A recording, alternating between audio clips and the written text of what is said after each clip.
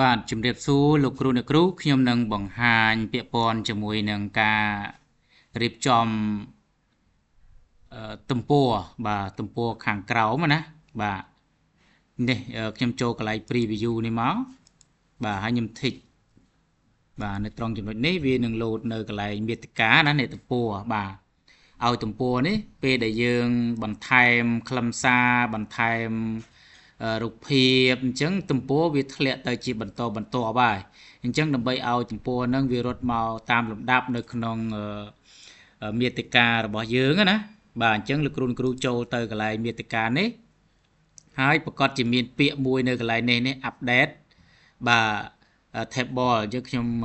ពង្រីកឲ្យធំបន្តិចមកបាទនេះ update table ហើយ mouse ប៉ះលើវាមួយមក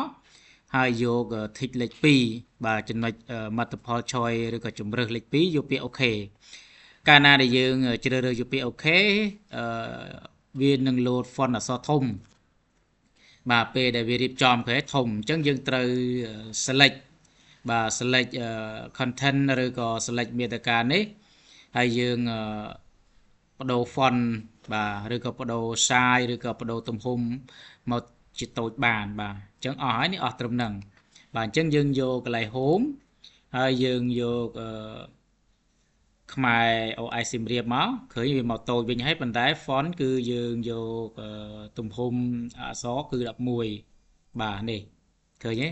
មកទម្រង់នឹងហើយបាទតែប៉ុណ្្នឹងទេអញ្ចឹងនៅត្រង់ចំណុចនេះយើងចង់បន្តកិច្ចការងារយើងចុចទៅដែលចង់បានចក្ខុវិស័យគឺចក្ខុវិស័យចង់បានចំពុក4គឺវាលុតមកចំពុក4យើងចង់បានចំពុក5យើងចុចត្រង់នេះមកវាលុតចេញចំពុក5យើងចង់បានអីគេកិច្ចការងារស្រាវជ្រាវទី2បាទនេះគឺសំណួរស្រាវជ្រាវទី2សំណួរស្រាវជ្រាវ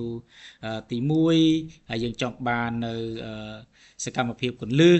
បាទនៃសកម្មភាពគន្លឹះនៅត្រង់ចំណុចហ្នឹងអញ្ចឹងសកម្មភាពគន្លឹះនេះយើងឃើញទ្រង់ទ្រាយវាអត់ដូចគ្នាទេអញ្ចឹងយើងយកទម្រង់បាទទម្រង់លេខនេះយើង copy យើងយកមកដាក់លេខ1បាទយើងយកមកដាក់លេខ1មកគឺជាការស្រេចហើយណាអញ្ចឹងលេខ2យើងយកគំរូហើយយើងមកប៉ះលេខ1មក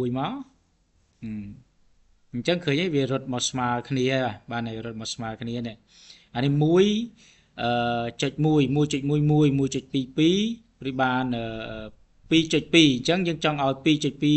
2.1 2.3 នេះទៅខាងក្រោយគឺយើងយកប្លុកដែលខ្ញុំបានបង្ហាញនេះហើយយកម៉ៅនេះយក format ហើយយកមកប៉ះជួរលេខ2នេះមកវារំកិលចូលក្នុងបន្ទាប់មកប៉ះទៀតយកប៉ះកន្លែងលេខ3វារំកិលចូលក្នុងអូខេវារំកិលចូលក្នុងត្រឹមត្រូវហើយបាទប៉ុណ្្នឹងឯងហើយយើង save វាទៅហើយយើងធ្វើការពិនិត្យមើលទៅត្រឹមត្រូវហើយ